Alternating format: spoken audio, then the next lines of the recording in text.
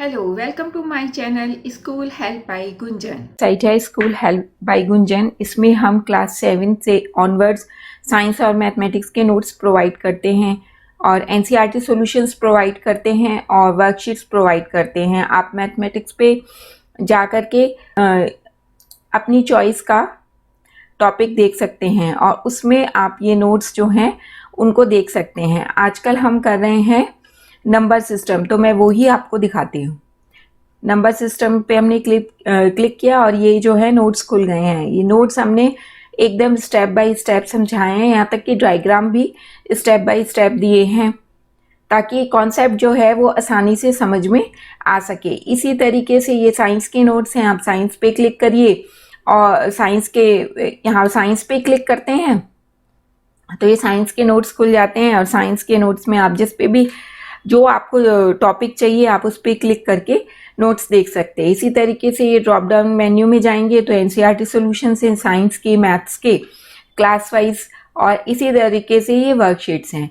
तो और आपको कोई भी क्वेरी है, कोई भी प्रॉब्लम है तो आप हर चैप्टर के एंड में हमने लीव ए कमेंट है सेक्शन दिया हुआ है, लीव ए कमेंट। तो आप हर चैप्टर के एंड में लीव ए कमेंट सेक्शन है, तो आप उसमें वहाँ पे अपनी क्वेरी या कुछ भी जो आपको प्रॉब्लम है वो लिख सकते हैं। और किसी भी टॉपिक पे आपको कोई वीडियो देखना है या आपको कोई सब्जेक्ट में या किसी विषय में दिक्कत आ रही है तो भी आप मुझे लिख सकते हैं। आज का वीडियो शुरू करने से पहले मैं चाहती हूँ कि आप एक छोटा सा वीडियो देखें। अब वो तो सेम ही है। इसका भी लेती हूँ।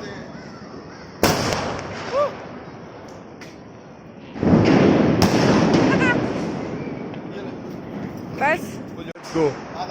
हाँ। ओ यार ये तो बहुत सही है। अबे अबे इसमें बट वो बहुत है। वो करो ना हम कुछ। ये हाँ एक गधा।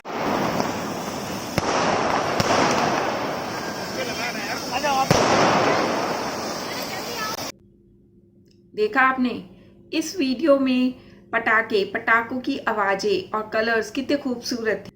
पटाखे हम लोग दिवाली पे चलाते हैं, न्यू ईयर पे चलाते हैं, शादी होती है तो भी चलाते हैं, और यदि इंडिया जीत जाती है तो भी हम पटाखे चलाते हैं। कभी आपने सोचा है पटाखों में आवाज कैसे होती है? पटाखे इतने सुंदर हमें कैसे दिखाई देते हैं? पटाखों में इतने अच्छे अच्छे कलर कहाँ से आते हैं? पटाखों में स्पार्क कैसे होता है? क्या कभी सोचा है आपने? इसके पीछे की साइंस क्या है? यही हमारा आज का टॉपिक है, साइंस बिहाइंड क्रैक। तो चलिए आज हम अपना वीडियो शुरू करें। फायर क्रैकर्स, गार्लैंड क्रैकर्स, बिजली बॉम्ब और अनार या जिसको fountain cracker, flower pot cracker भी कहते हैं। फायर क्रैकर्स में मेनली दो पार्ट होते हैं। एक होता है बॉडी जो कि मेन पार्ट होता है जिसमें कि हम गन पाउडर वगैरह रखते हैं, और दूसरा पार्ट है फ्यूज़ का जिसमें अगरबत्ती से या माचिस से आग लगाते हैं। गन पाउडर में क्या होता है? गन पाउडर में पोटेशियम नाइट्रेट होता है जो कि एक ऑक्सीडाइज़र है, और ऑक्सीडाइज़र का मेन काम क्या होता है? फ्यूल को जलने के लिए ऑक्सीजन प्रोवाइड करना। चारकोल और शुगर हम लेते हैं, ये एज ए फ्यूल वर्क करता है, और उसके अलावा सल्फ़र होता है जो कि रिएक्शन को मॉडरेट रखता है। जब ये सब मिलते हैं और हम हीट प्रोवाइड करते हैं, फ्यूज़ में जब हम हीट लगाते हैं तो केमिकल रिएक्शन होती है और उसमें हमें मिलती है nitrogen gas, carbon dioxide gas and potassium sulphide. Nitrogen gas और कार्बन डाइऑक्साइड गैस हीट मिलने से एक्सपेंड होती हैं, और एक्सपेंड होने से एकदम से पटाखे में बूम की आवाज़ के साथ पटाखा फट जाता है। फ्लावर पॉट और फाउंटेन क्रैकर, इसमें भी मेन दो पार्ट हैं, फ्यूज़ और बॉडी में हम गन पाउडर रखते हैं, और जब हम फ्यूज़ में आग लगाते हैं तो इस तरीके की रोशनी चारों तरफ बिखर जाती है।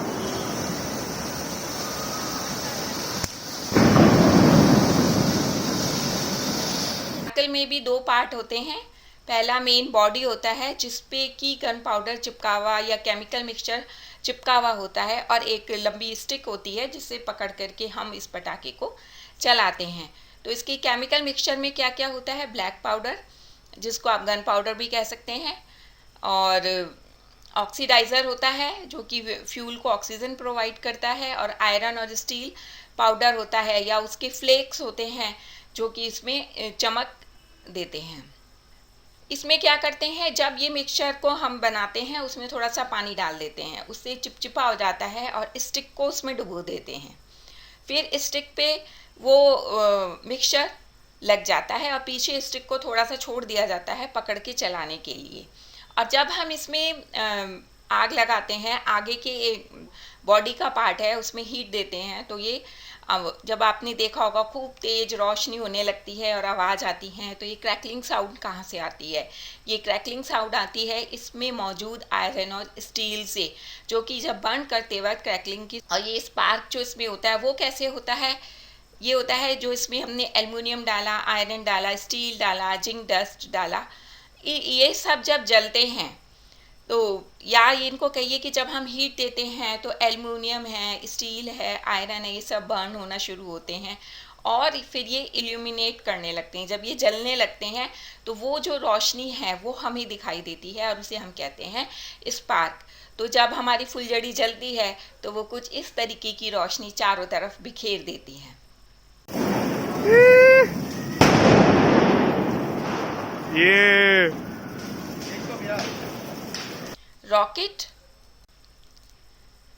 रॉकेट के 4 पार्ट होते हैं। पहला होता है हेड, फिर बॉडी, फिर फ्यूज़ और फिर टेल। फ्यूज़ आप समझ ही गए हैं, जिसको सुर्री कहते हैं आमतौर पे हम लोग, उसको या फ्यूज़ बोलते हैं। रॉकेट में सबसे पहले हेड है, और हेड की क्या विशेषताएं हैं, ये कोन शेप का होता है और थोड़ा सा हार्ड होता है। ऐसा नहीं है कि बिल्कुल दब जाएगा, थोड़ा सा हार्ड होता है। और कोन का जो टोटल वेट है ये लाइटर होता है पूरी बॉडी से, और ये जब एयर में रॉकेट जाता है तो उसके फ्रिक्शन को ये कम करता है। और इसमें जो आपका कोन का पार्ट है इसमें डिफरेंट इफ़ेक्ट्स रखे जाते हैं। इफ़ेक्ट्स का मतलब पैटर्न, जैसे आपने देखा होगा कि जब जैसे रॉकेट ऊपर जाता है और रोशनी बिखेरता है तो कभी वो किसी शेप में आती है, कभी किसी शेप में होती है, तो वो जो भी इफ़ेक्ट होते हैं वो इसके कोन वाले पार्ट में यानी कि हेड वाले पार्ट में हम डालते हैं। फिर बॉडी में गन पाउडर होता है।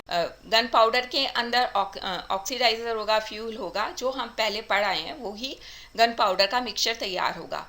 फिर टेल है, टेल प्लास्टिक या वुडन की होती है, और ये लेंथ जो इसकी स्टिक की होती है ये इसके बॉडी वेट और साइज़ के अकॉर्डिंग ही प्रोपोर्शनल होती है।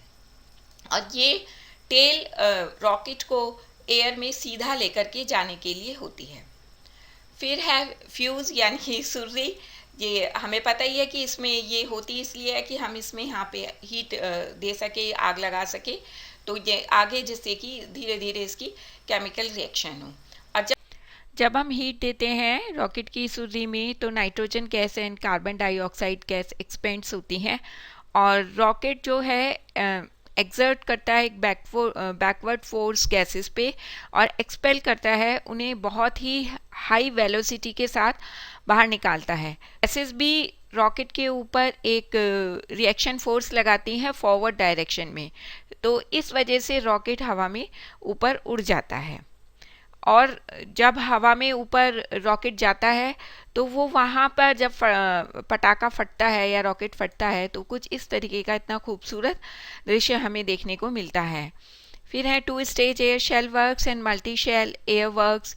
तो 2 स्टेज एयर शेल वर्क्स में 2 शेल्स बनाए जाते हैं, और जब वो हवा में जा कर के फटते हैं तो वो 2 फेसेस में फटते हैं। मल्टी शेल एयर वर्क्स में मल्टी शेल्स बनाए जाते हैं और वो डिफरेंट फेसेस में हवा में जा कर के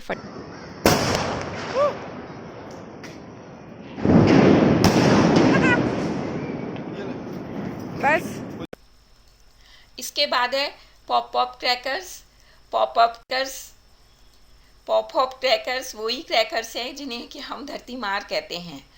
तो इसके लिए क्या चाहिए, ग्रेवल्स चाहिए यानी कि बजरी, और उसमें हम डालते हैं पोटेशियम क्लोरेट। पोटेशियम क्लोरेट को हम फायरवर्क्स में यूज़ करते हैं, और ये हमने यहाँ से पे माचिस की जो तिलियाँ होती हैं ना, उसके ऊपर जो लाल सॉल्यूशन लगा होता है, इसको पोटेशियम क्लोरेट कहते हैं। इसको खुरच के निकाल लेते हैं और ग्रेवल के साथ मिक्स करके पेपर में रैप कर देते हैं। तो जब हम पेपर में रैप करते हैं तो वो इस तरीके का बन जाता है। ये होता है धरती मार, या इसको कहते हैं पॉप पॉप क्रैकर।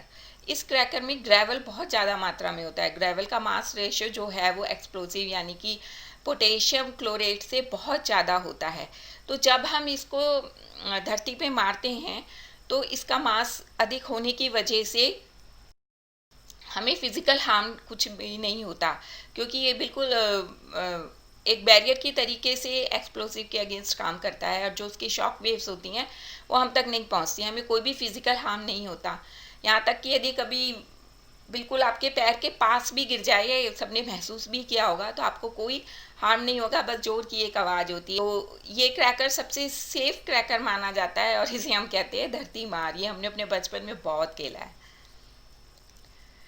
चक्री की भी दो पार्ट्स होते हैं। बॉडी होती है मेन बॉडी जो इसमें गोल है, और दूसरा है फ्यूज़। फ्यूज़ वही सुर्री, इसमें सुर्री अलग से ऐसे निकली हुई नहीं होती है। एक पेपर पहले बहुत लंबा लेते हैं और उसमें फिर गन पाउडर भरते हैं। गन पाउडर सेम जैसे हमने पढ़ा है कि उसमें ऑक्सीडाइज़र एंड फ्यूल होता है, तो वो ही इसमें भी होता है। और इसमें क्योंकि स्पार्क निकलता है तो एल्युमिनियम फ्लेक और स्टील फ्लेक, आयरन फ्लेक इसमें मिक्स रहते हैं। तो जब इसके अंदर उस पेपर में इसको गन पाउडर को, मिक्सचर को हम डाल देते हैं, तो फिर इसको रोल करते हैं।